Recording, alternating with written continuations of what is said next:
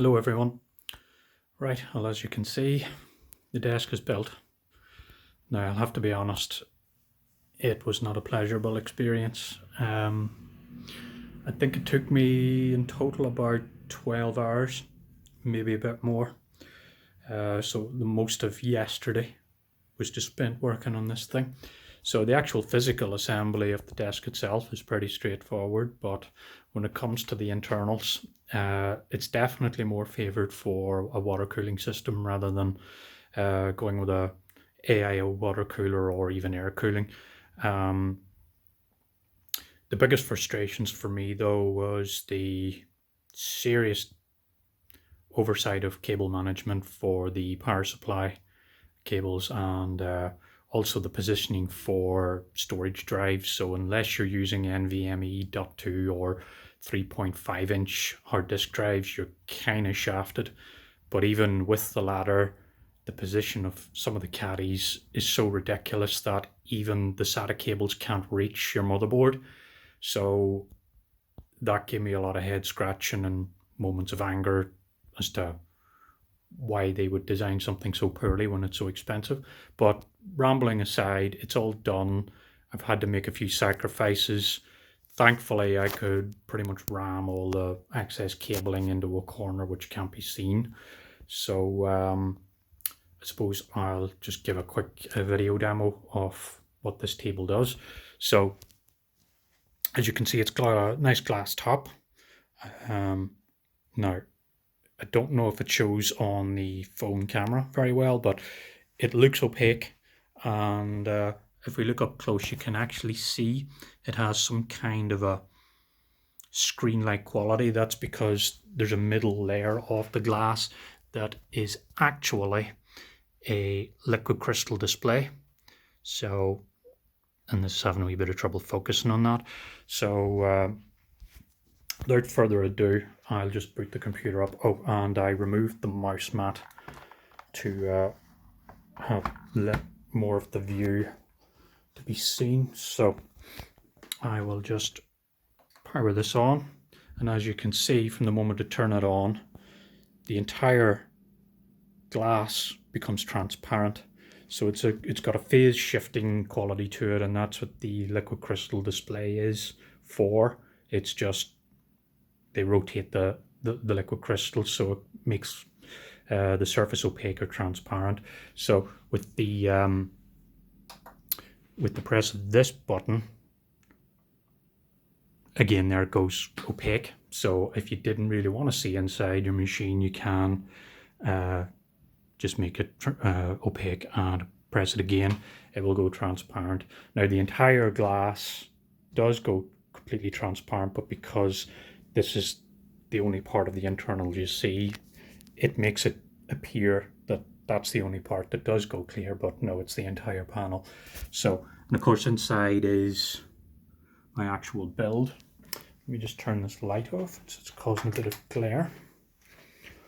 So that is where the power supply goes, and as you can see, you can see some of the cables. That's about the best I could do. Thankfully, when I'm using it, I'm not going to really notice it, but just knowing that it's such a mess and there's nothing you can really do is a pain in the rear. This is where they've placed two of the drive caddies. I've removed the one here because no matter what you do, standard length SATA cables cannot reach down to the motherboard here, and the drives plug in pretty much underneath where the graphics card is. So I had to sandwich two of my SSDs on top of each other for now. So I'll have to order probably just a couple of 3.5 inch brackets for them, and that'll get around that problem. But again, I'm going to see the SATA cables for the power, and that pisses me off, but that's me being OCD about it. So, but anyway, overall, the impression of the desk is nice. The practical aspects of it are what I wanted.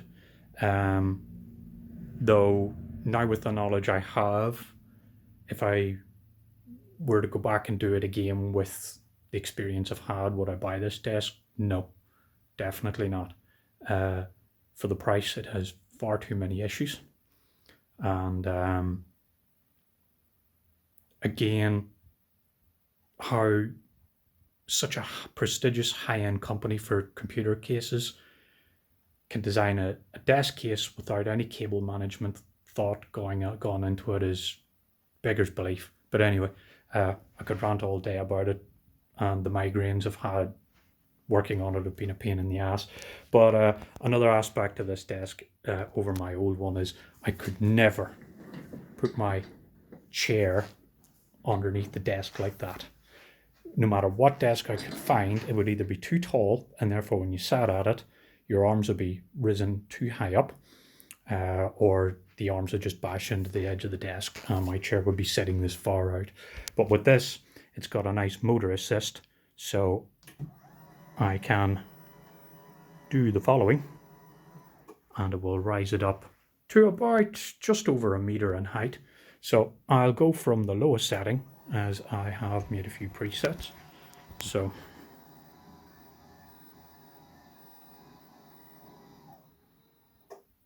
that is it at its absolute lowest, and now I'll just put it to the highest.